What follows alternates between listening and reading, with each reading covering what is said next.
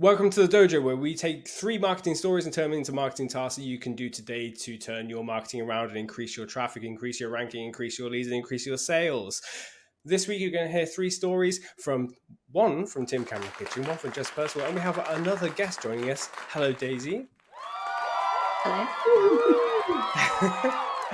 Hi, Daisy. Tell us a little about yourself and what your relationship is to marketing. So my name is Daisy Burns O'Keefe, and I am a digital marketer at a charity called National Numeracy, which is a bit of a weird job because we basically try to get people to improve their maths. I actually did a bit of mentoring with Jess. She was my mentor as part of the Exposure Ninja mentoring program, I think it's called. Yeah, and I have a little podcast on the side. So lots of avenues into marketing, a tiny bit obsessed, but I'm trying to rein it in. We do love marketing obsession over here at Explosion Ninja. Well, I'm going to whiz around these stories. Daisy, perhaps you'd like to tell us what your headline is for this week. Yeah, so my headline, I kind of made it up because it didn't have one already, but it is the latest at Costa hot milkshake. That's it. Curious. Jess, your headline for this week? Mine is the Smart and Evil mobile game conversion funnel based on my own experiences. Ace, and Tim, your headline for this week? Love that. Mine is OpenAI has a new voice cloning AI. It's pretty scary, but we marketers can't play with it just yet. Well, even though we can't play with it, I'm kind of interested to know your thoughts on what we would do with it if we had it. So, Tim, tell us a little bit more about your story. All right, so OpenAI last week, at the time of recording this, has debuted a new model called Voice Engine. And this is an AI model that can recreate someone's voice from just 15 seconds of audio of them speaking. The demos are scary good. There's lots of implications, which we can touch on in a second. They've been using a version of this. If you've used the ChatGPT app on your phone, then you know you talk to it, and they've been using that that voice model in that. But this is a hint of what it could do if they released it more widely. It'll be amazing for translation because, as well as talking in the same language as the sample, it can also be translated, and it can talk in a French accent. So, for example, every year we release a new version of our book, How to Get to the Top of Google, and every couple of years I dedicate an entire day and stock up on Strepsils and this glycerin throat syrup, and I just smash out the audiobook version of this. How amazing would it be to just throw that into Voice Engine and have the whole thing be narrated, but also to then click the little French box and have the whole thing narrated in French as well, with a perfect French accent, which I totally lack. So I think for marketers, particularly of businesses where content is a big part of their sort of marketing mix, this could be an absolute game changer.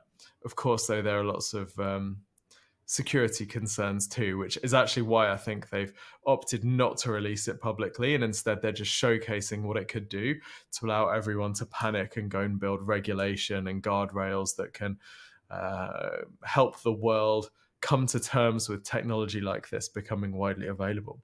That's really interesting. I'd love to know, do any of you have any thoughts about the trust element of it, and whether so I can fire my book into this tool and it can create it all for me, or I could use it for my ads and get testimonials created? Do you think that customers will see, well, maybe their trust will be impacted at all? Yeah, I hate this. I hate it so much. And I've said this before when we talk about AI. I think that like adding a stamp of like created by humans, not AI, is going to become the like no added preservatives, all natural sugars. Like I think that's going to be that of marketing. And I think we might see a time where people are very receptive to it in terms of they just don't know it's happening, right? The amount of stuff that my parents show to me and family members show to me, like, look at this, isn't this great? And I'm like, that is not real. Like if you zoom in on that picture, and this isn't even necessarily AI, but it's like my mum will show me something and be like, how cute is this animal? You zoom in, it's obviously been handmade by someone. It's not actually a living creature. And so I feel like there's going to be this really weird shift where people are going to trust it for a while because they just aren't aware of it. Then there's going to be a big trust fallout, and then people aren't going to trust anything. That's kind of my prediction. There's other implications for it that stretch over into other areas of my interests, you know, and there's definitely something to be said about, I'm just going to use like Frozen as an example. I know that's not inherently marketing, but like I like listening to Disney songs in different languages because it's fun, you get a different experience. And if I like want to put Disney songs on while I work but not be distracted, I'll put them on in a different language because I'm scratching that itch, but it doesn't distract me in the same way.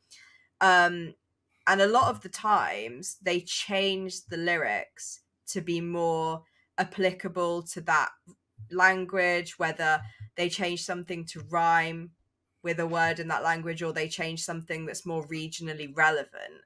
And just talking about the translation aspect, I wonder if you would lose some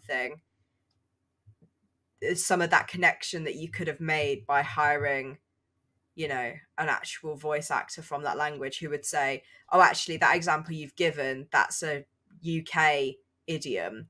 If you change it to this, it'll have the same feeling. I don't know. It's yeah, very, very interesting and horrible. I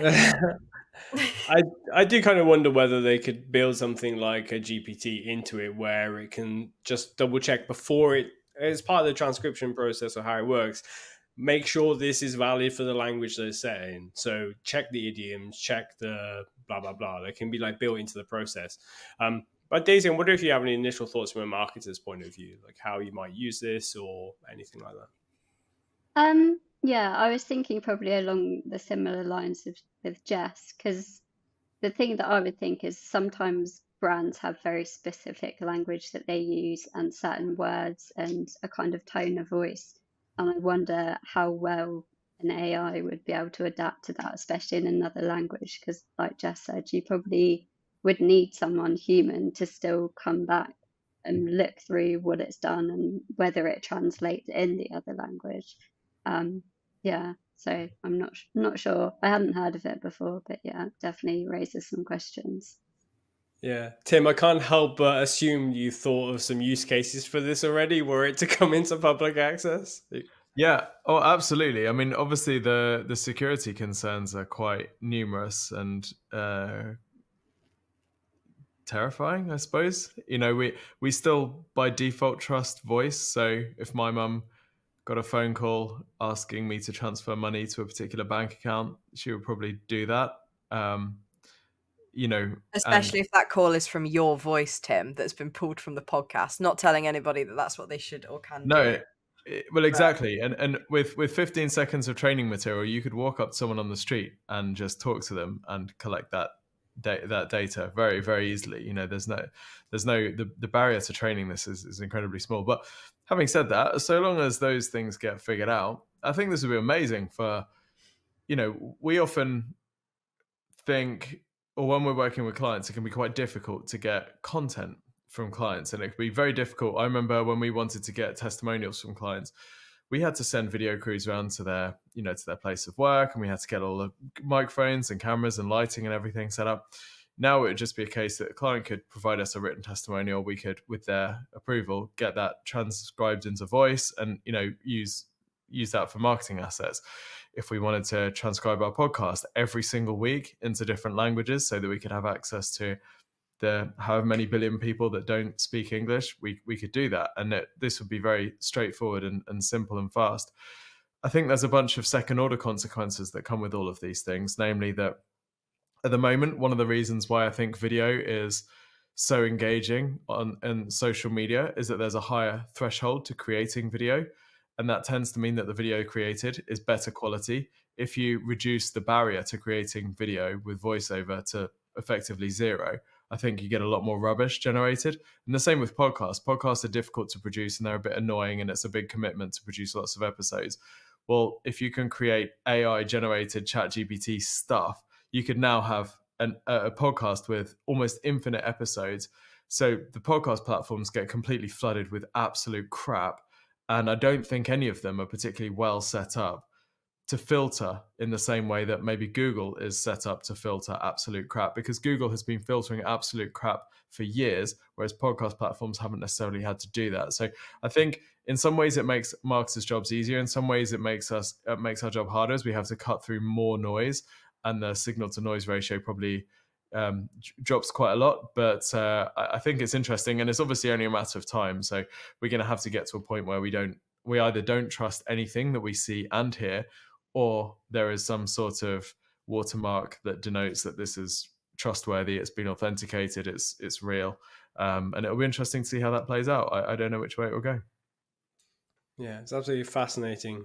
I do wonder whether you'll need the visual side of things before you really trust it, and even then you might still question it. So for example, if there was a podcast and you're trying to listen about digital marketing and you're trying to educate yourself a bit more, you can listen to the podcast and you think, okay, it sounds like reasonable, I don't know whether it's completely trustworthy or not, I'll just watch the video podcast version instead. Oh, well, that's all being built with Sora. I don't know, it could possibly happen. But I think one thing that will make marketers stand apart, but especially brands and businesses stand apart, is this human element. So Jess is built by humans thing, or powered by humans, or rather than powered by AI, it's going to really separate people. That's why copywriters, whilst initially shocked and fearful for their jobs, are actually getting a real resurgence, because people are actually, you can't replace that human expertise in copywriting. There's a nuance that AI will always fail to grasp. That's why it's a great co-pilot and not the actual pilot of content creation.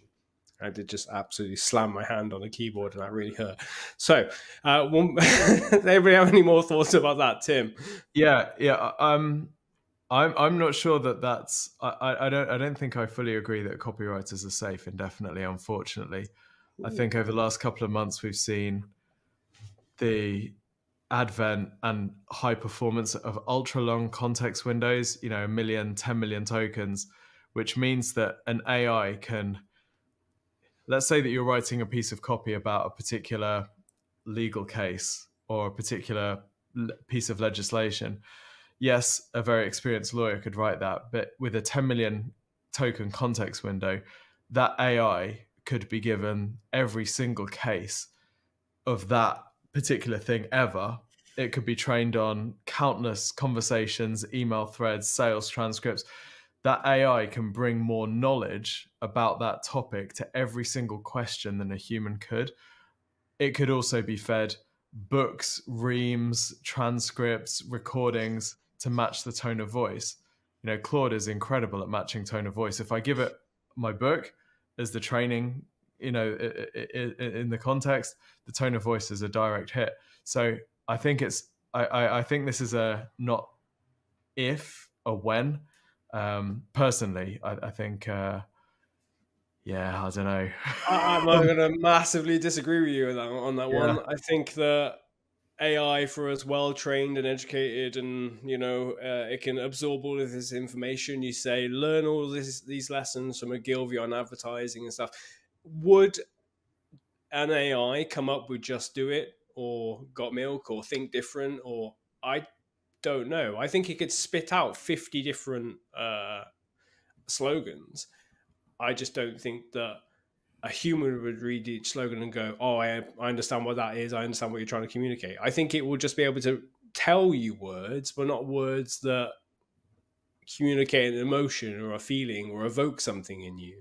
I think that takes human expertise and knowing what works, whereas an AI hasn't got the opportunity to test and see what works and then come back.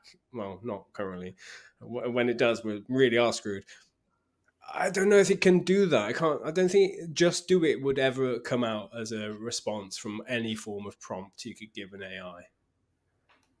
We shall see. I think we're gonna live in a world where you could map almost infinite numbers of agents based on real people's interaction. The AI could then field test ideas against virtual groups of agents. We're pretty much there already. The infrastructure hasn't been built, but I don't know.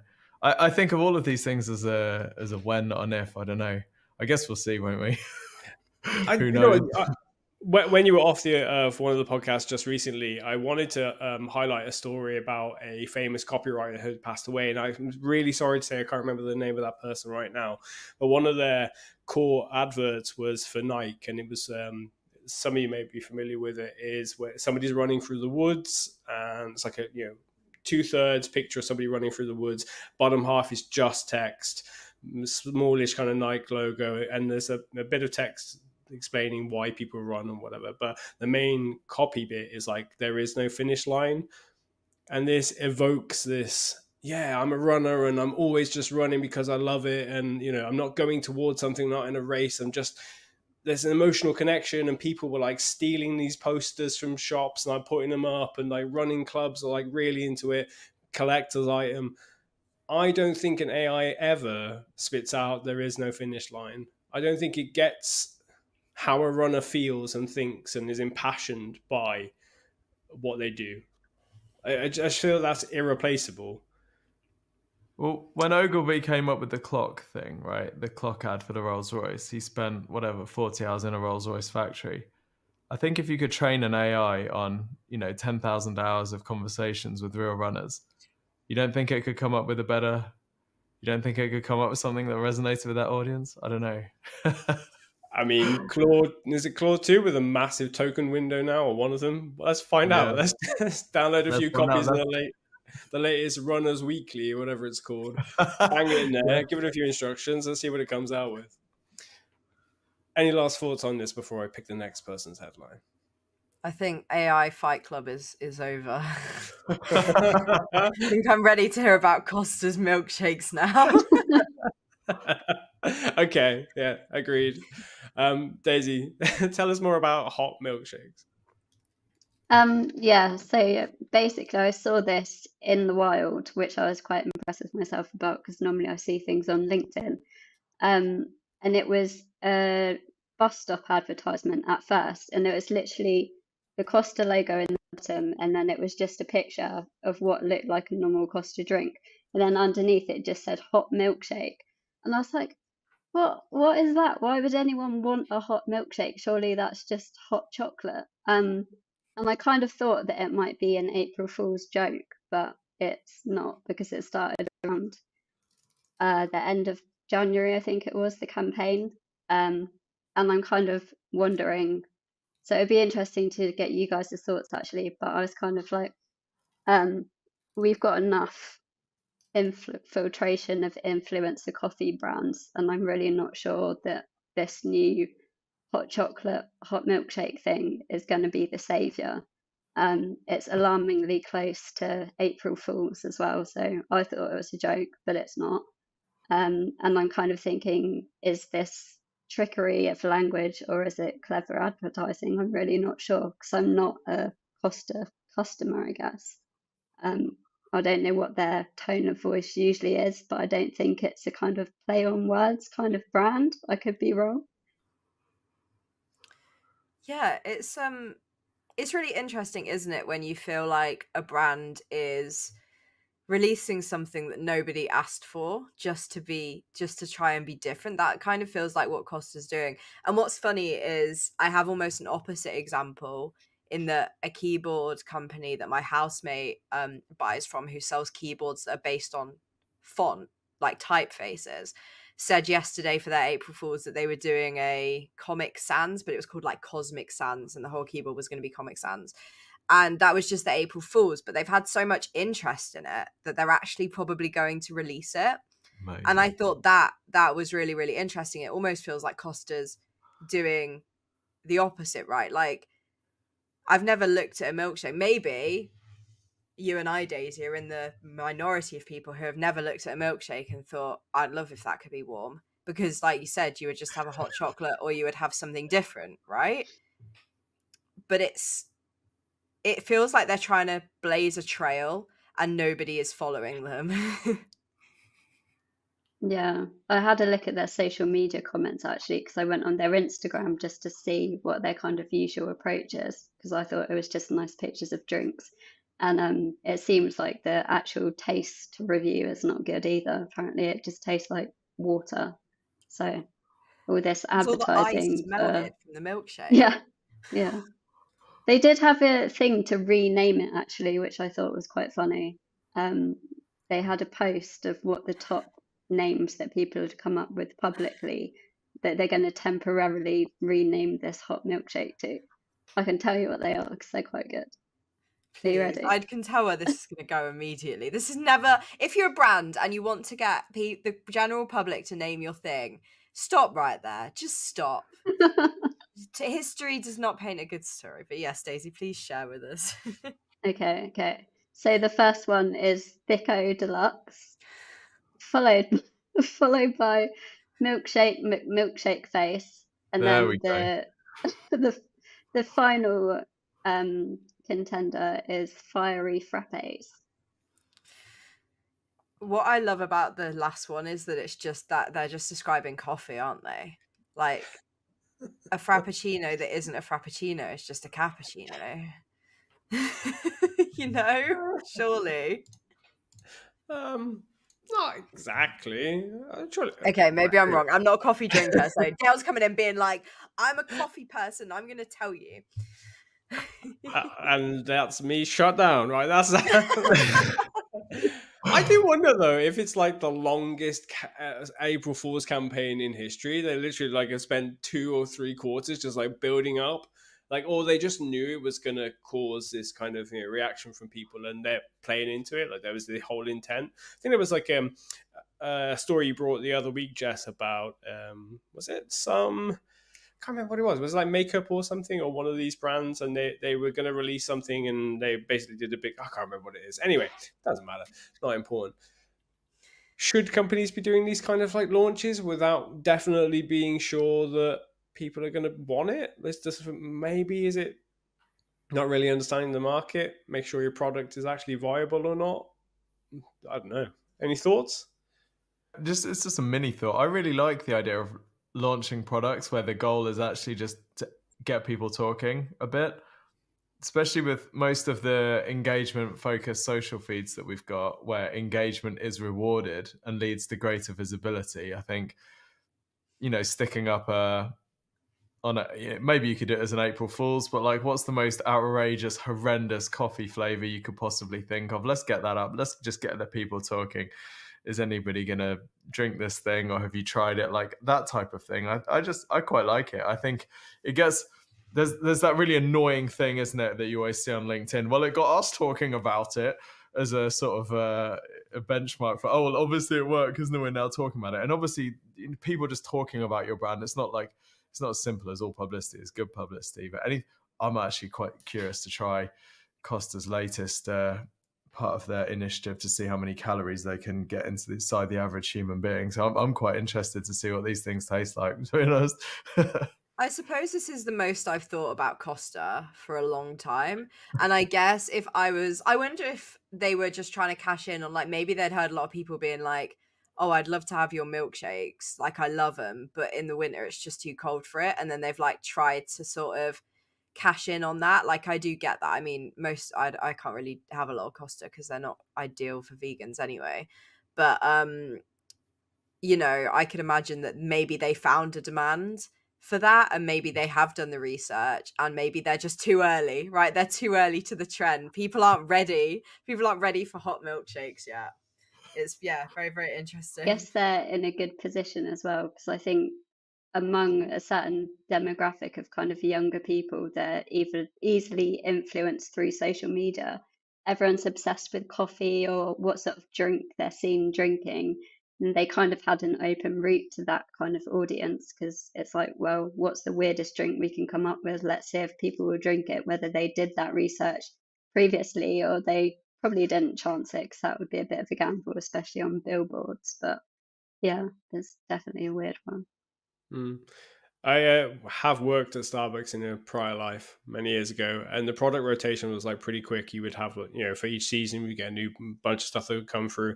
A lot of time, this stuff would have been out there tested in a really small region, because when you're Starbucks, you can test something in just like one city or one state, or just like put it out there and see if people enjoy it, and then you can just decide to take it national, take it global, whatever. I wonder if this has done well in some country or some state in the US, and then they've been like, okay, let's try this somewhere else. I don't know if you heard last year there was the olive oil espresso or olive oil coffee or something. It's like, I haven't tried it myself. Like some specialty coffee shops that do it. The idea of does not work in my brain. Sorry, no, it could be incredible, but it doesn't work for me. But they've spotted something. It's working in some regions. Let's roll it out. Like, the flat white was really popular in New Zealand, and then they poached the idea and they rolled it out everywhere. Now offers a flat white. So it's possible that somewhere this has gone down really well, but I don't know. But I don't know. From a marketing point of view, it's got people talking. Is it going to get people into the shop to try it once? Will then that trigger a second or third visit in the future? Quite possibly. Is there a net gain from it? Probably. Yeah. It's probably worth it after all.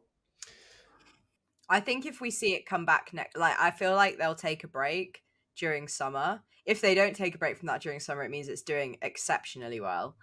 But I think we'll know if it's successful if they bring it back next winter season.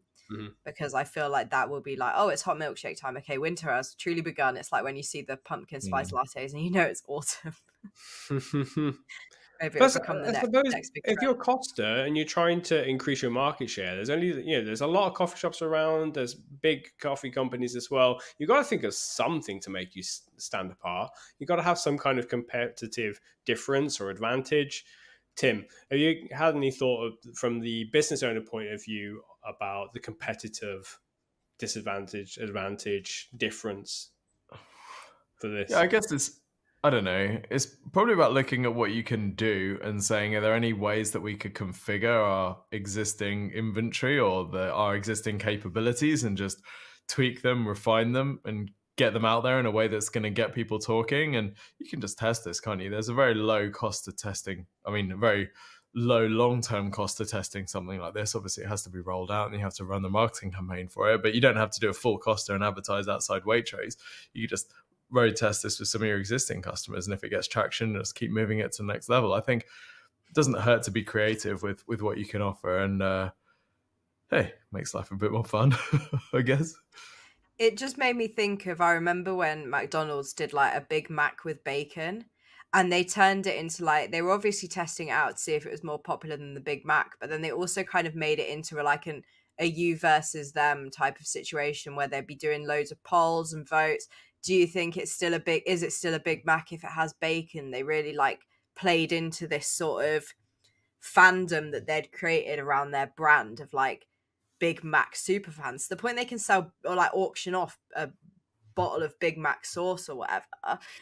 So it's almost, obviously this is kind of deviating from the point a little bit, but Costa could definitely turn this into are you a hot milkshake drinker or a cold milkshake drinker? And the people that do actually like the hot milkshakes then become these like super fans who feel like they're part of this private Costa club and become their own like brand advocates and stuff. Like, I feel like people are really passionate about their coffee shops. You're like a Costa or a Starbucks or a Neuro's. Like, we will not go to Costa because my partner always gets ill when he goes there. No disrespect, Costa. It's probably not you. It's just one of them things.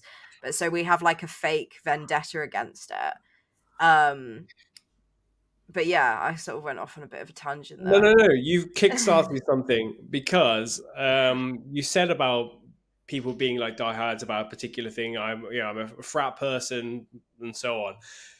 They're selling or giving away hot milkshake keychains as part of this. So I just did a quick little bit of searching now. So you can get like a keychain. So you can be like a representative, like a diehard, as you say, and be like, yeah, here's my little keychain thing. Gets people in. Another reason to get people in. Questionably, are they doing this because they realize the product isn't going to do well and they have to add in this additional thing just to get people in the door? They're like, okay, our drink sucks, but you'll get a key ring, so come on in. Like, it'll be great. How interesting. That's a fab story. I'm really glad you brought that one in, Daisy. Thank you so much. Jess, you also have... yes, Jess, you're next. What's your story? Yes, I was going to talk about this last week, but I thought Tim might enjoy it. So I thought I would save it for this week because Tim was away last week. And Daisy, maybe you've also had your run-ins with mobile games. I'm absolutely addicted to this mobile game. It's a war game. And for those who don't know, there's definitely a differentiator between the people who spend lots of money and people who don't. And this game is absolutely wired to make you spend the most money possible. And I was playing it for quite a few months, and then in mid-January I quit because I was like, I'm putting so much time into this, and I was getting upset about things that didn't matter. So I took like 2 months off, and now I'm playing it again, and I sort of came back to it in kind of more of a healthy place. But I started noticing little things about it in terms of the way that it gets you through the funnel in terms of spending money. And I don't know, it's just very, very clever. Like every morning I'll go on, I'll have so many notifications. And one of the notifications will be to go on to, well, a few of the notifications, I'll go onto a page that has like, you can buy this for $4.99. But you also, on that page, there's a little free chest that you can collect. And that's what the notification is for. The notification is for that chest, the free thing. But to get that free thing, you have to engage with the page that has the paid stuff on.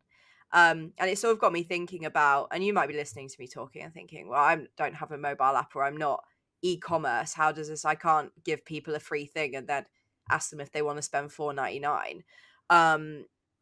But you can, because you can create lead magnets, and you can create this free stuff that gives value, and it's not giving little gems and little resources of food and wood and stuff, but it's giving some other type of value. What's the food and wood for your for your customers? What's their food and wood? But no, and then it has it's Dale's like, Jess should be banished from this podcast because she always brings the most wildest stories ever. I love it. Keep it coming. I also noticed there's events all the time. So right now we've got an Easter event. What Easter has to do with a war game set in the icy tundra, I don't know. But they found a way to fit it in. You know, we've got a Ramadan event. We had a event just recently for the year anniversary of the game. They give us gift codes. They gave us a gift code for April Fool's Day. They gave us a gift code for International Women's Day. They gave us a gift code because they hit this many players. You know, they do all this stuff. And then it makes me feel like when I spend money, I'm like, because I do, because it works on me, embarrassingly. But when I do spend money, I'm like, oh, they gave me all this stuff. You know, they do all this stuff for me for free. You know, why not spend a little bit of money? But yeah, the events, and it's all, they do so much in terms of leaderboards and like pitting you against other people, and, you know, limited time deals. It's always limited time deals. You can see what you will get if you'll spend that little bit more. You'll get this if you go for free, but if you go to this level, you get this. But actually, if you spend $9.99 on top of your $4.99, you'll get this as well. And what's the other thing that it does really well? Other than it does countdown timers, it does massive discounts. You know, you can buy these three things separately, but actually, if you buy them together, it's a quarter of the price, half the price. You know, and yeah, I don't know. I feel like if you own a business or you work in marketing, download some war game, Clash of Clans. The one that I play is Whiteout Survival. Download one and just see how it plays you, because it does. I don't even want to look at my transactions to this game, because I would be disgusted. And there's people I know that they're spending hundreds of thousands, like in our little group, and I have a real like social life there as well, which is just ridiculous, you know. And they've got another thing about this game, they have incredible translation features too. So it's just ridiculous, right? So they're giving you all these different reasons to come back. They're giving you social, they're giving you these notifications for free things that then take you on to paid things. It's just that, you know, ridiculous. Absolutely ridiculous. I've completely outed myself as someone who's a sucker to this funnel, but I'd love to know if any of you three have interacted with mobile games like this. Oh, it has no ads, by the way. It doesn't have any ads. There's a lot of mobile games that have a lot of ads, but also want you to spend money. And I think that makes a difference here as well, because you're not being interrupted by ads for other games. I downloaded this game because it was an ad in a different game that I was playing, you know? But yeah, I'd love to know if any of you have similarly been drugged down the same funnel, or if you've interacted with stuff that is like given you inspiration for marketing stuff in a different way? Because this is marketing at its core. It's just gamified marketing for the game itself. Yeah, very interesting. I want to reassure you, Jess. I'm looking at a stat here from a games analytics company that says, I'm just going to read it. Chinese game company Century Games, a substitute of Century Huatong, has generated $500 million in revenue from whiteout survival overseas after 1 year of operation. Yeah.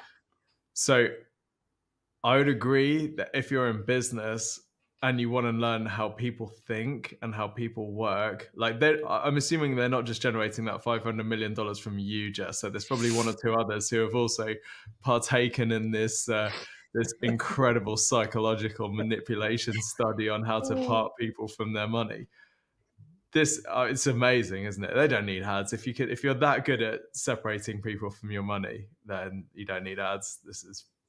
It's beautiful, but it's also a little bit sinister, isn't it? I think this sort of thing fascinates me in the same way that conversion optimization fascinates me, where you're basically talking about manipulation, aren't you? You're sort of manipulating people into doing things, but in a way that they're happy to do it, which I guess is effective manipulation.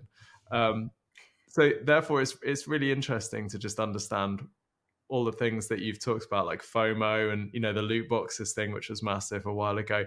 It's just helping us build a better picture of how people actually think and what actually motivates them. And if we have a really good picture of how people actually work, then when we go to our marketing tasks, we're going to be better marketers because we're working from a more rounded picture. Love it. I was actually just thinking about the loot boxes part that you mentioned just then, Tim, because we had a client that we worked with where we did a piece of data outreach, a data piece which ended up being picked up and mentioned in The Guardian and by the BBC. And the point of that was, it was like 60% of people believe that loot boxes should be classified as gambling. And that picked up as a big story because at the time there was a lot of discussion about, do loot boxes qualify as gambling? Should we be concerned? It's a fantastic. It just goes to show that you can find data that is interesting to turn into a story. That either you are the origin of the story, or you can jump in the story and contribute some kind of expertise. I think that's quite important because a lot of people might have not realized there is all this data internally within a business that they can turn into a story. So whilst Jess's original point was about take the lessons from it, like how to get more out of your marketing funnel, there's actually another part to it in terms of like all that data is also a story which can be digital PR in the future too. And Daisy, I think I jumped right over your next point.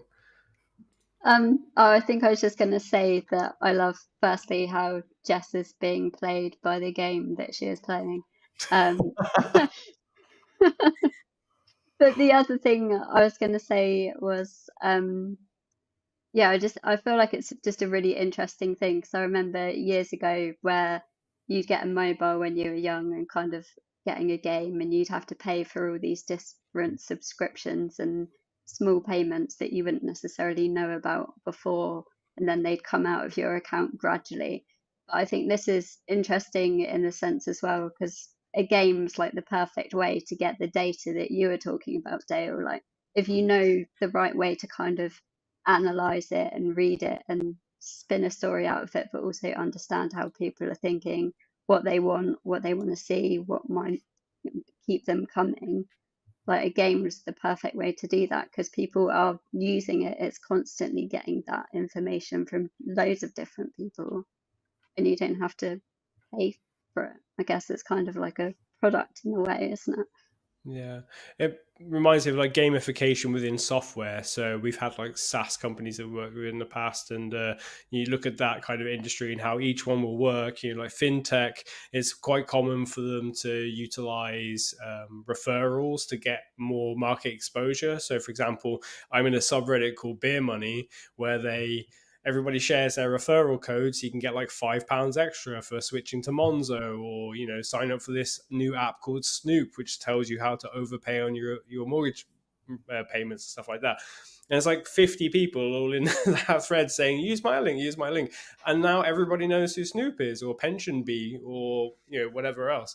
And you think of Pension Bee, I'd never heard of until I was in that community. I only heard about them like 2 weeks ago, and now I spot them as sponsorship at the football when I'm watching the highlights of the weekend. I'm like, oh, there's 2 places. Okay, maybe I should get this at Pension Bee because I'm seeing it everywhere. It's like recognition and bringing it back. Like gamification is great. Like you can really have a fantastic network effect, like getting more people talking about you and spreading. Like we will always hear about Dropbox being so effective, scaling to be $1 billion company through referrals. You can get an extra gigabyte of storage by referring your friends and things like that. I do have another example as well, or what it reminds me of, and that is when I was looking at some sales training the other day. I was like, I need to clue up myself on sales. I looked at a whole bunch, and there's always, with almost all of these salespeople, they know what they're doing well. It's like, okay, you can buy my course, you can buy my ebook, you can buy whatever. And there's always an upsell or a downsell. There's always like something you can offer. So it's like either you can get this free crate, or you can buy the one for $4.99, or you can get this course, or you can go in my community for like this much more, or you can have direct consulting for like triple that, or you can't afford that. Great. Here's the ebook, or here's the template for like a discount. There's always like some option available to you. And I think that works for any kind of business, really, depending on your payment tiering system. Awesome. Okay, well, we've heard all 3 headlines. I want to pick the one that I think we should turn into marketing tasks for marketing managers and business owners. Oh, tricky ones there, because I think there's quite a bit of stuff to learn from all of these. Shout out if you have any kind of thoughts on which ones you love the most. But you can't say your own, okay? I think Jess's. Daisy, how are you feeling? Tim's or Yeah, Jess? I think Jess's is good. Okay, deal. Right. Jess, your story has 1. Congratulations. You win. Oh, you can get this crate now that you've won $4.99.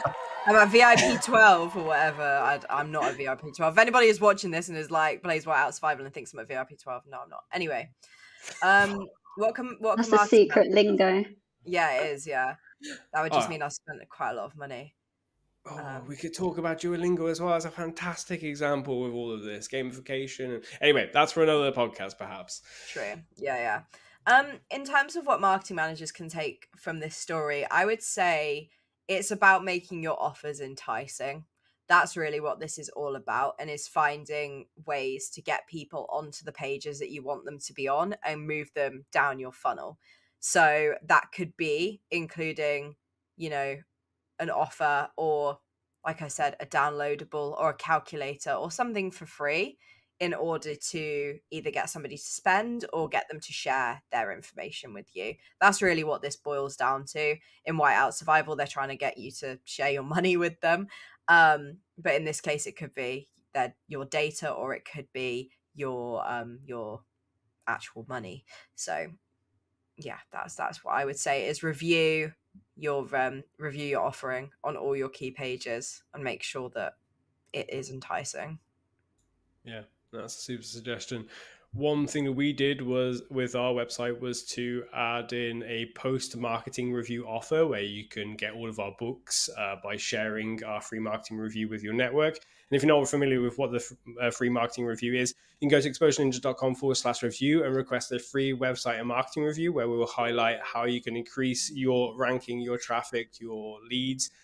And we'll send that over to you in a little video. I say a little video, it's about 15 to 20 to 35 minutes long. It really depends on how many opportunities we can find on your website. So if you want to have one for your business, head over to exposureninja.com/review. And then at the thank you page, you can get the books by sharing it with your network as well. Super. Tim, what tasks can business owners take from Jess's story? I've been trying to think about it. I think that maybe the lesson is to allow massive financial success to be a spotlight on some things that you should be studying and looking at. Like, I don't think many business people look at Temu, for example, but Temu or TikTok or this game are all huge. Also, all strangely happen to come from China, but I don't know what the story is there. But I think that business people should be studying crazy growth, stories like this. Even if you're not finding direct comparables, just sort of training your own inner AI on what's going on in the world and where people are seeing ridiculous traction, I don't think is a bad thing to do. And if you find yourself getting addicted, then hey, it's working. So yeah, I would Welcome just to the club. welcome to the Seek club. help. And be a level 12, whatever, Grand Wizard. By the way, also having a secret language is a great way of building community, right? Because this is one of Dan Kennedy's principles. If your audience is using the same language, they feel like they're insiders, and that keeps them inside your world. So, there's even lessons there. I think just sort of programming yourself with this stuff is a really good way to become a better marketer and a better business owner. Yeah. Last tip, go and get a copy of Dan Kennedy's No BS. Is it the Ultimate Sales Letter? Can't remember what it's called, but yeah, Ultimate Sales Letter. Superb read, and will help you with like understanding how to shape some of the suggestions you've had into the copy of your website, or the marketing promo that you're doing for some of the upsells or downsells or cross sells that we're talking about. Super. Well, I'm going to move us on to some quick fire questions. Daisy, are you ready? Can I shut that door behind me quickly because it's annoying me? That Yeah, crap. go for it. Yeah, sure. Excellent. I'm back. Excellent. That's great. Super. Now I just need to find where I've left myself these quick fire questions. I need to find them quickly. Super. Daisy, if you had just 1 hour to improve your marketing, what would you work on? I think I would spend the hour kind of updating who your audience was and the insights you have into, like we said earlier with the game example that Jess gave, just knowing what they want, being consistent and current in the way that you communicate with them. That would probably be my 1 hour spent, I think. Great use of that hour. Daisy, what would you do with an infinite marketing budget? I feel like this question is really hard, and my answer might be a little bit controversial, but I think I'd try to compete with like fast fashion brands to change this cultural kind of thing around buying clothes that are bad quality from potentially really good marketing. Like the way that they advertise these brands is quite clever and it gets into people's heads, but I think you probably would need an infinite marketing budget to compete with them and kind of get them off the radar, because that might take a while. It certainly would. Daisy, which marketing skill would you recommend that the 18-year-old Daisy work on, and why? So I think for my 18-year-old self, I would advise getting comfortable with numbers and analyzing data, because I think there's so many platforms and tools that give you that, but you need to understand it. And it's in social channels, websites, emails, paid advertising. Like it touches on so many aspects of marketing and specifically digital marketing. But it's also, you can then bring those insights to the right people and have the conversations that you need, and hence put out the right content or whatever it is that you're using that data and insight for. Superb suggestion. Daisy, what are you most excited about in digital marketing right now? I think that people are being authentic again. So probably more specifically influencers. It's nice to see that people are tapping into the fact that influencers were selling things just for the money's sake, whereas now they're thinking about the audience, the sort of things that they might want to buy rather than just making money. So I guess it's another cultural shift that I'm gunning for. I'd love to see I've got big dreams. Daisy, who should we invite to be on the podcast next? I put down my friend David. He is a graphic designer at a design and marketing agency, so I feel like he probably has some interesting takes. I guess he understands marketing, but he would also come at things from a design perspective and a brand perspective. So I think he'd be an interesting person to talk to. Yeah, I'd love to hear his insights. Design is a huge part of my love for marketing. So yeah, I'm more than welcome to join us in the future. I'll let him know. Nice. Well, again, thank you so much for joining us for this week's episode of the podcast, Daisy. I hope you've had fun. Yes, thank you for having me. Our pleasure. And thank you, everyone, for listening or watching the podcast this week. If you haven't heard all of our old podcasts, you can go to exposureninja.com/podcast and you hear 300 plus episodes of mostly Tim talking, but you occasionally hear myself and Jess too. Or you can go to exposureninja.com/review and request your free website and marketing review instead. Do both. It's absolutely fine. Otherwise, I'll see you all next week and take care of yourselves. Bye.